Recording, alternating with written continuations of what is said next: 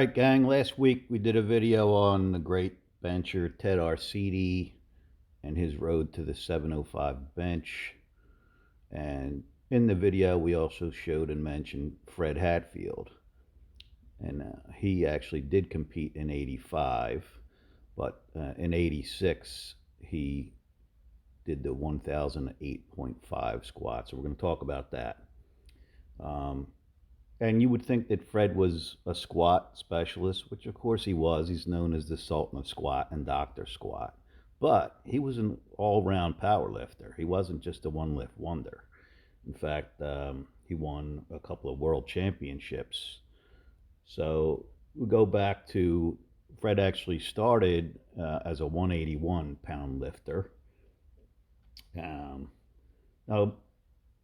the 1008 was not the first 1,000-pound lift. There were 1,000-pound lifts before that.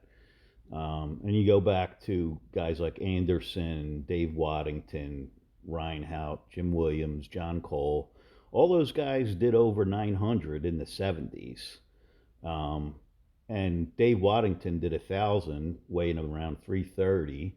He made the lift, but it wasn't a world record because they didn't have the proper judges there, unfortunately for him. Then in 84, Lee Moran at 5'6" and 325 did 1,000, and that's a whole crazy story unto itself. Maybe we'll cover soon. But so that was the 1,000 pounds. So Fred, of course, wanted to break that.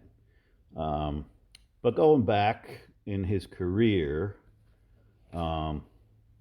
in 78, Fred did 722 while winning the North American Championships at 181. Then he jumped to the 98s. Now in 79, he had surgery for a bone chip in his knee and a rotator cuff.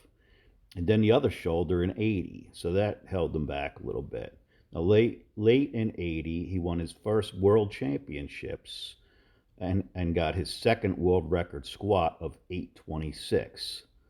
Okay, so this is, and he benched 475, deadlifted 766. This is in the 220s, so he's moving up.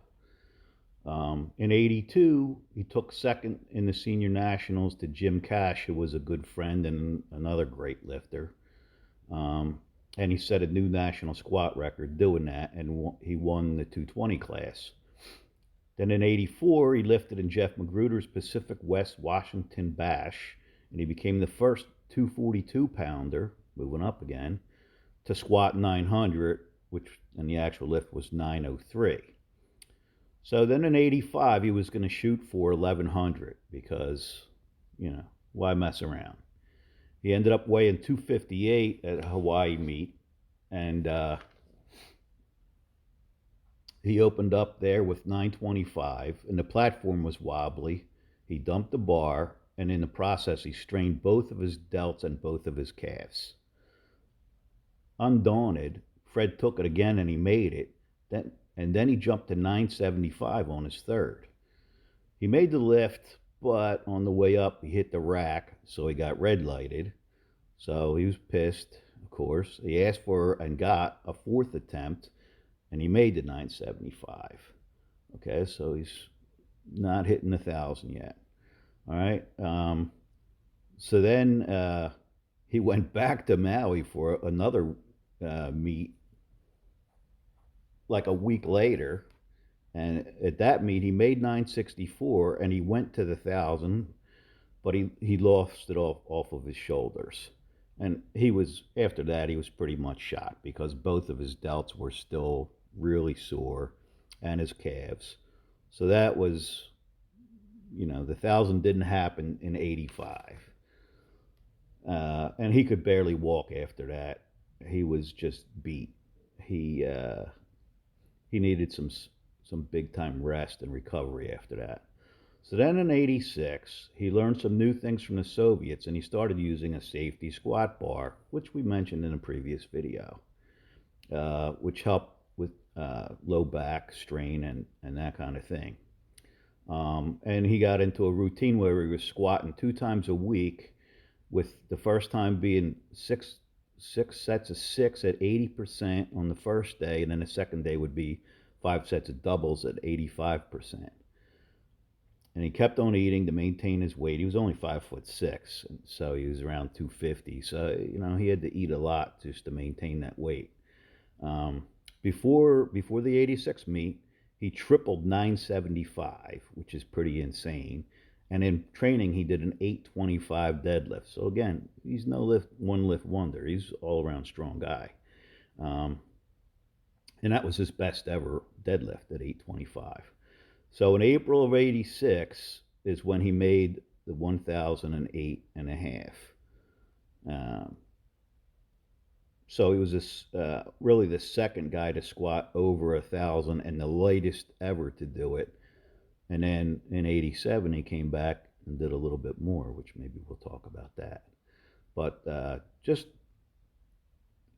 the fact that he did 1,008 and a half, weighing 242, or I'm sorry, 258. So he was, way lighter than Dave Waddington and all these other guys.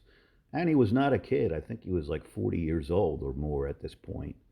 Was just phenomenal. And of course, he went on to, he had a squat contest with Tom Platz, the bodybuilder, where of course Platz beat him in reps, but Fred won on the single attempt.